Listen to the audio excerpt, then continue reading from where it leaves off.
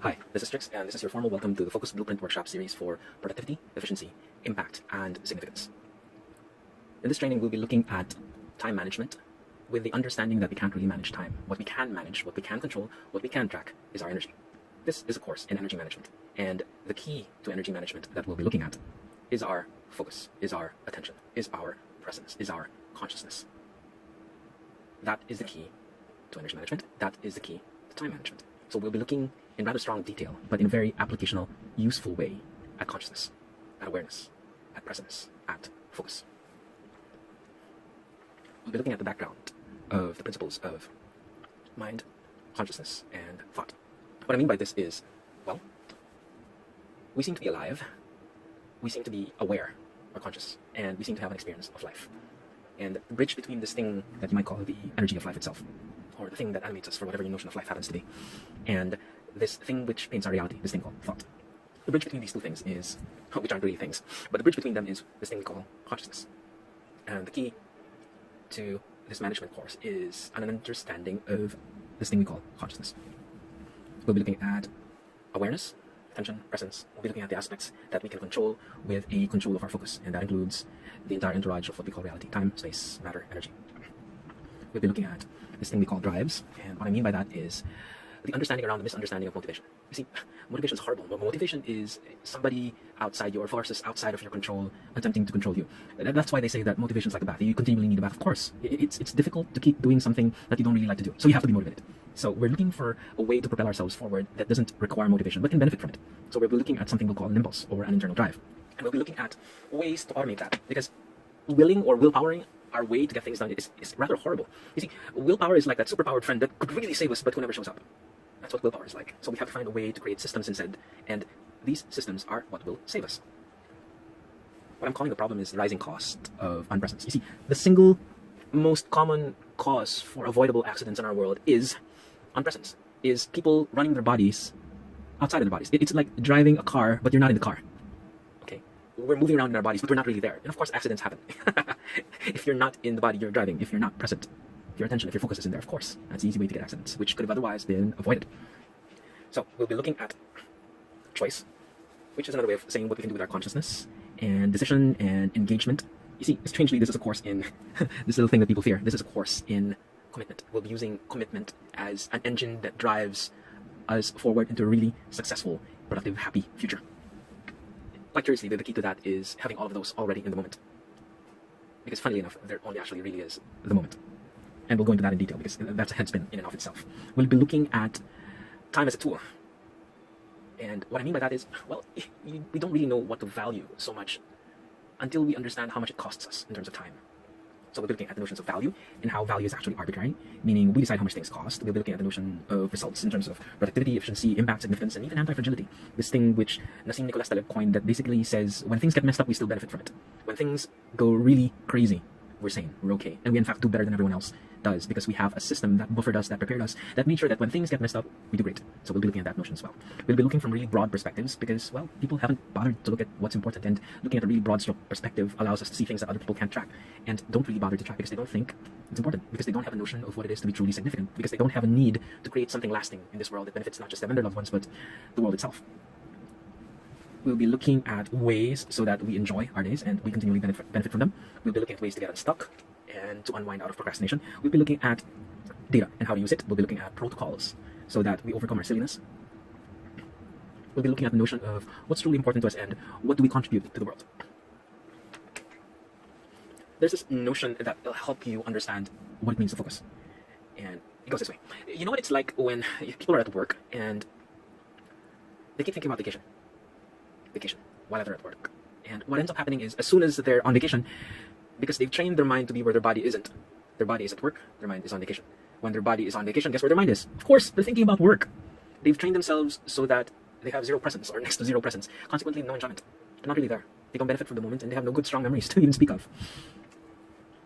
We'll be looking at what we call the Focus Manifesto, which basically includes the notions of direction and of controlling our attention and focus, and of removing energy drains from our life, and for enhancing our energy, and for collecting energy, and the notion of power and responsibility, as well as ways to optimize our experience of life.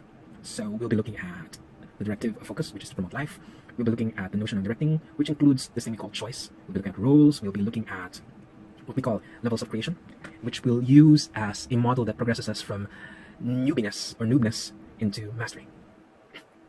We'll be looking at prioritization, the very notion of prime order or priority itself, and how using the filters or lenses of value and impact and significance affect our productivity, our efficiency, and something we'll call clarity.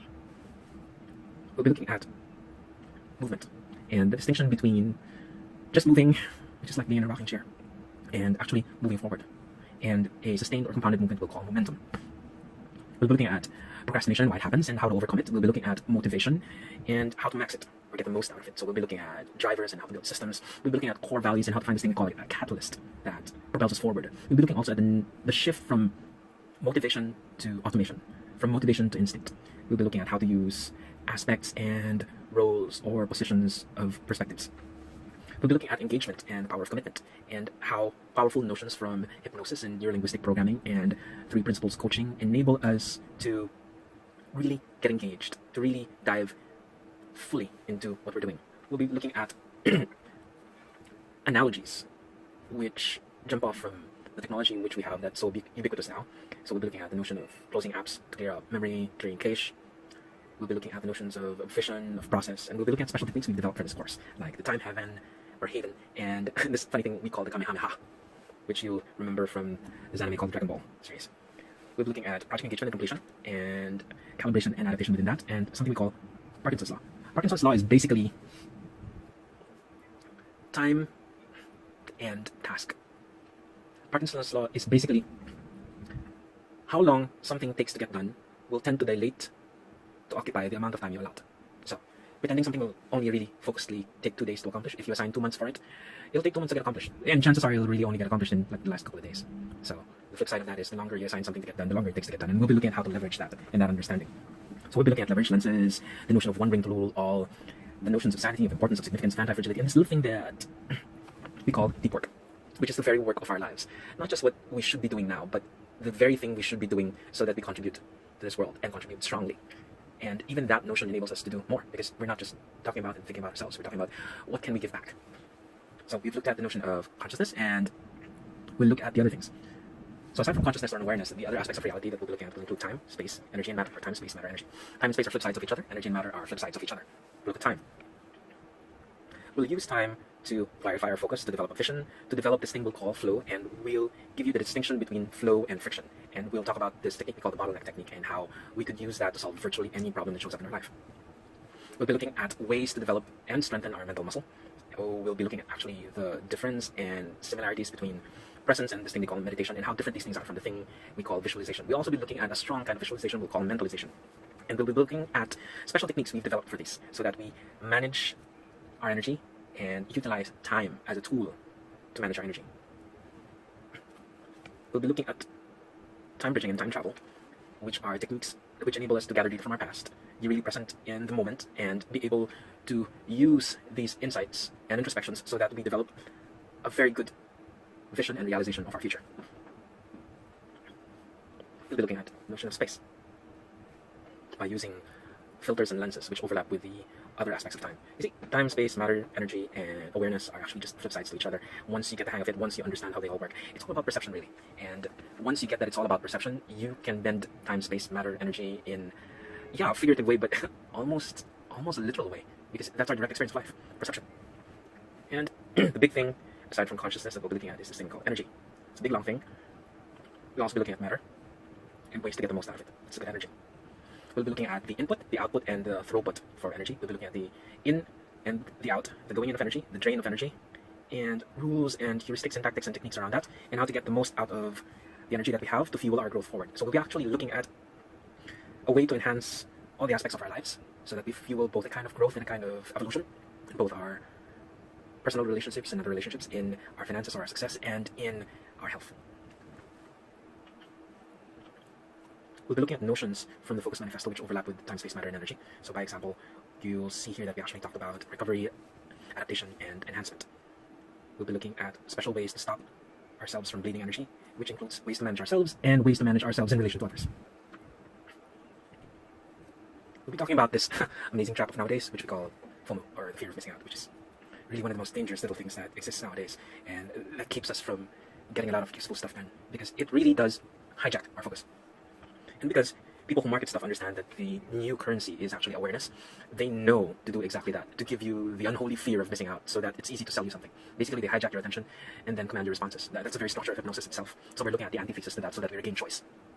We'll be looking at recovery, at adaptation, and heuristics or rules or laws or techniques around that. And what I mean by heuristics is like basic rules. Like, if I'm going to be late, but I have to engage someone in conversation, I have to make sure that everything's in order before I engage in that conversation, because when the two things overlap, like when I'm in a hurry and I need to talk to someone else, I'm sure to forget something. So the heuristic or the little rule of thumb will be get everything in order before you engage in that conversation. It's like trying to get out the door and one of your relatives starts saying something, and of course you forget the stuff that you were supposed to tend to. So little rules around that.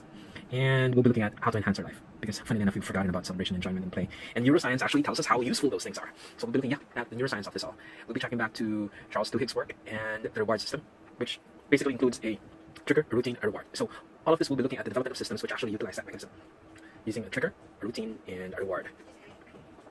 And we'll be looking at what I've called the gauntlet that controls time, space, matter, energy, and what it overcomes, including this little notion of multitasking, which is a joke actually. Well, we can kind of sort of multitask, but we can't really multi-focus. We can switch focus, and we can sort of multitask, but we can't actually multi-focus. We can only really focus on one thing at a time. So we'll be looking at these notions of what we understand and what we misunderstand, and when we understand better, things function better.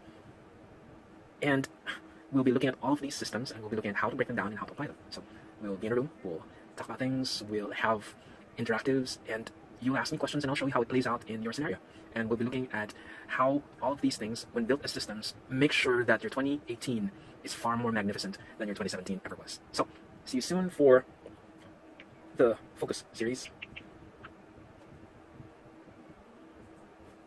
And we'll really love having you join us for the entire Focus Blueprint Workshop series for productivity, impact, efficiency, and significance. This has been Strix, and I hope you got something of good value from this. And if you haven't, well, it's because you haven't focused. You haven't really paid attention, because there's a lot of juice here. And you'll get a lot more out of this by sitting down for the trainings that we're going to have. So